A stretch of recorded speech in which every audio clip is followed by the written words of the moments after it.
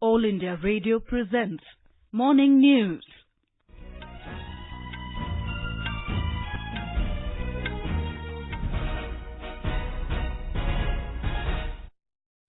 Good morning, I am Tanvi Taneja. The headlines. U.S. Space Agency NASA lauds India's Chandrayaan-2 mission, says looks forward to explore solar system together with ISRO. National Security Advisor Ajit Doval says Pakistan is making desperate efforts to prevent restoration of normalcy in Jammu and Kashmir. Government to spend 3.5 lakh crore rupees in the next 5 years on Jal Jeevan Mission. 68th plenary session of Northeastern Council to begin in Guwahati today to discuss development plans. US President Trump cancels peace talks with Taliban. And in tennis, Canadian teenager Bianca Andreescu upsets Serena Williams to clinch the US Open women's singles title.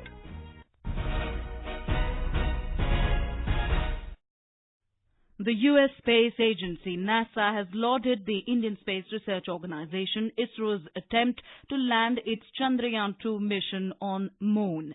NASA in a statement said, "Space is a hard mission and ISRO's attempt to land their Chandrayaan-2 mission on the Moon's South Pole is commendable." The U.S. Space Agency said ISRO has inspired them with their journey and it looks forward to future opportunities to explore the solar system together. ISRO has said that 90 to 95% of the Chandrayaan-2 mission objectives have been accomplished and it would continue contributing to lunar science despite the loss of communication with the lander. Earlier in the wee hours yesterday, the lander of the lunar craft Chandrayaan-2 snapped its communication with the ground stations just minutes before its planned soft landing on the moon. Prime Minister Narendra Modi has appreciated the tireless efforts of space scientists, saying the best is yet to come.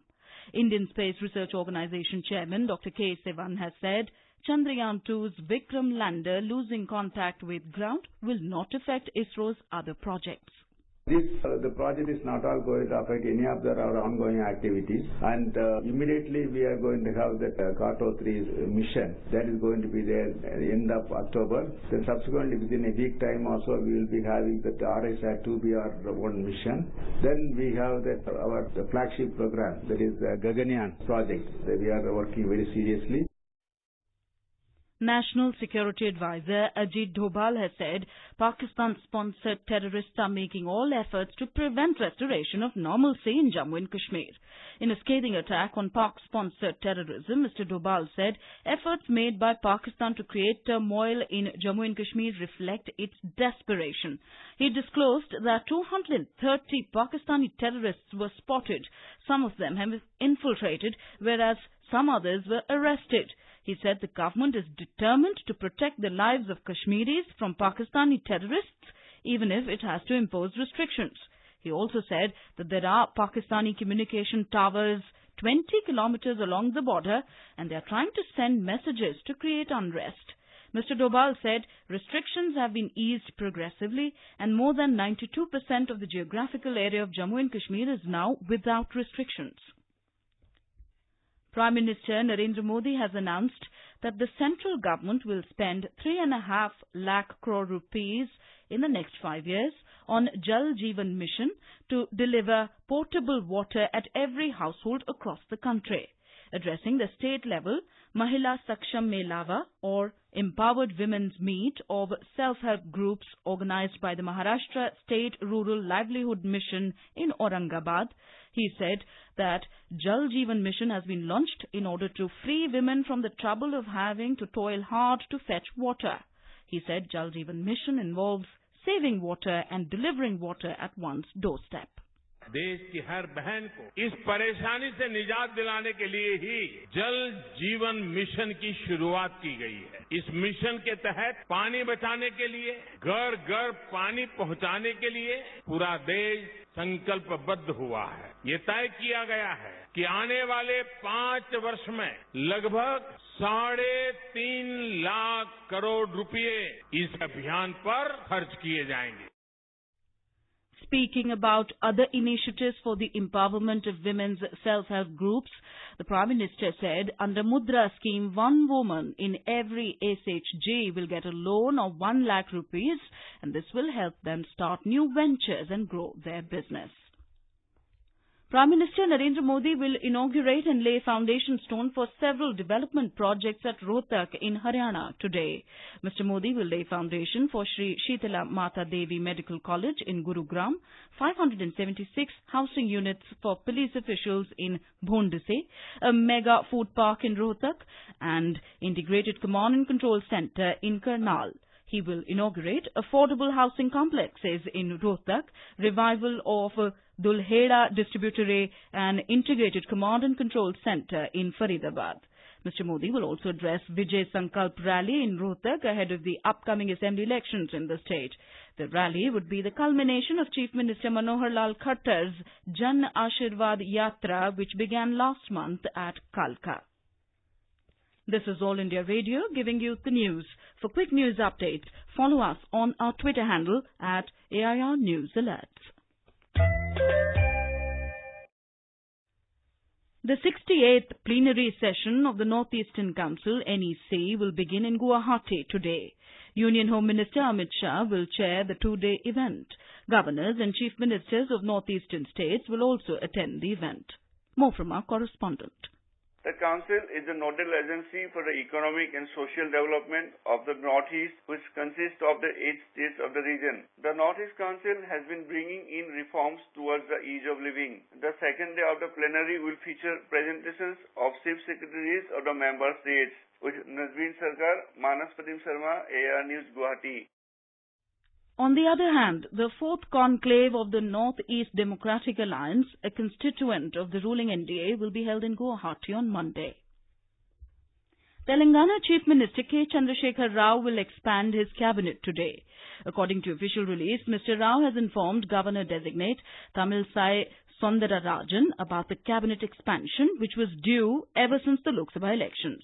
Our correspondent reports that the present 12-member cabinet can be expanded by maximum 6 in view of the 119-seat Legislature Assembly.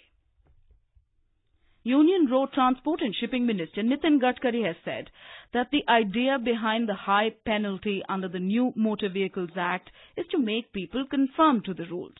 Speaking during a program in Nagpur, Mr. Gadkari asked, what is more important, lives or money?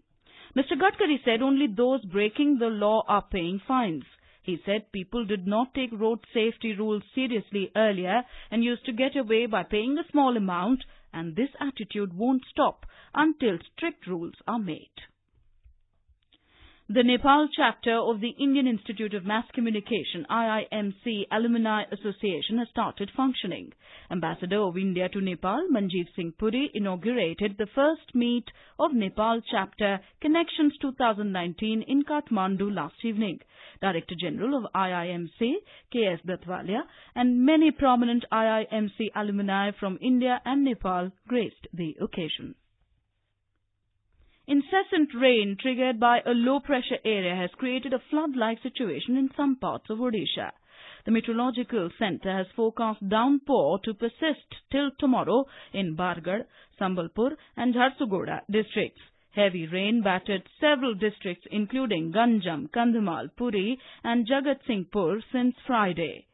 In Mumbai, the Met Department has forecast heavy to very heavy rainfall and adjoining areas for today and the day after. It has also predicted cloudy weather for this period. However, trains ran on time on the main and western lines of the Central and Western Railway yesterday. U.S. President Donald Trump said he has cancelled a peace deal with the Taliban. In a series of tweets, Mr. Trump said he had been set to meet senior Taliban leaders at Camp David, but he cancelled the meeting and called off negotiations after the group admitted to an attack in Kabul that had killed a U.S. soldier. U.S. negotiator Zalmay Khalilzad had announced a peace deal in principle with the Taliban. As part of the proposed deal, the U.S. would withdraw 5,400 troops from Afghanistan within 20 weeks. The U.S. currently has about 14,000 troops in the country. On Thursday, a Kabul car bomb claimed by the Taliban killed 12 people, including a U.S. soldier. Hundreds of Hurricane Dorian survivors have fled the Bahamas as thousands more anxiously await evacuation from the devastated islands. The hurricane tore through the islands earlier this week, leaving a trail of destruction and a humanitarian crisis in its wake. An official told media that the death toll is 43 so far, but is expected to increase. Russia and Ukraine conducted a major prisoner exchange that freed 35 people detained in each country and flew them to the other. The deal could help advance Russia-Ukraine relations and end 5 years of fighting in Ukraine's east. The trade involved some of the highest-profile prisoners caught up in a bitter standoff between Ukraine and Russia. Ukrainian President Volodymyr Zelensky greeted the freed prisoners as they stepped down from the airplane that had brought them from Moscow to Kiev-Boryspil airport. Back home, the 8th edition of Ladakh Marathon is being held in Leh. The marathon has 4 categories, including a 7-kilometer-long run for fun. Our correspondent has more. More than 6,000 runners are participating in 4 categories of Ladakh Marathon. With participation of marathoners from 25 countries, Ladakh Marathon has gained popularity. This marathon is also listed in the world calendar and is certified by AIMS. The 9th edition will be qualifying race for the above World Marathon Majors. Prime Minister Narendra Modi's feat in Jammu and Kashmir has made the marathon more interesting as many youth have shown passion in marathon. With Ramesh Chandra, this is Youngson Dolma from Leh Ladakh. On to sports news now. Canadian teenager Bianca Andreescu stunned Serena Williams 6-3-7-5 to grab the US Open 2019 women's singles title. The 19-year-old Andreescu becomes the first Canadian singles player to win a Grand Slam event. With the victory, Andreescu also jumps into the top 10 in the WTA rankings. Title clash of the men's singles between Rafael Nadal of Spain and Russian fifth-seeded Daniil Medvedev is scheduled tomorrow. In cricket, India crushed arch-rivals Pakistan by 60 runs in an Under-19 Asia Cup ODI encounter at Moratuva in Sri Lanka yesterday. Batting first, India scored a challenging 305 for 9 in 50 overs.